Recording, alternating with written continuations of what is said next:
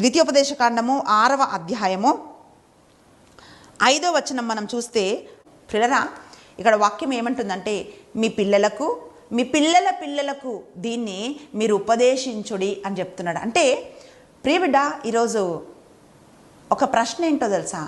విశ్వాసము లేక క్రైస్తవ్యము పిల్లలకి ప్రార్థన చేయండి అని ఎప్పుడు చెప్పగలుగుతామంటే, ప్రార్థన చేసినప్పుడు ఆ ప్రార్థనలో నువ్వు అద్భుతం చూస్తే, నువ్వు ప్రార్థన చేస్తున్నప్పుడు దేవుని సన్నిధానాన్ని ఆ ప్రార్థనలు నువ్వు అనుభవిస్తే, నువ్వు ప్రార్థన చేసినప్పుడు ఆ ప్రార్థన జీవితము నీ జీవితంలో ఒక మార్పును తీసుకొని వస్తే, అది నీ ఇంటి వారికి నువ్వు చెప్పగలుగుతావు, నీ ఇంటి వారికి నువ్వు ప్రకటించగలుగుతావు.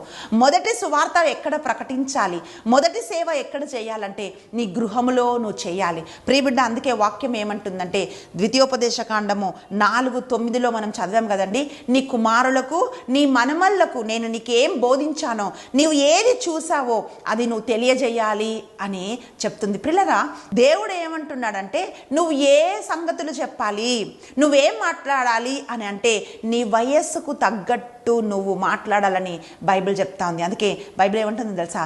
నీ మనవళ్ళకి, నీ మనవరాళ్ళకి ఏం చెప్పాలండి? అటు ఇటు ఈ మాటలు కాదు, కానీ చక్కటి మాటలతో, దేవుడి మాటలతో, దేవుని మార్గంలో వారిని నడిపించాలని వాక్యం తెలియజేస్తూ ఉంది.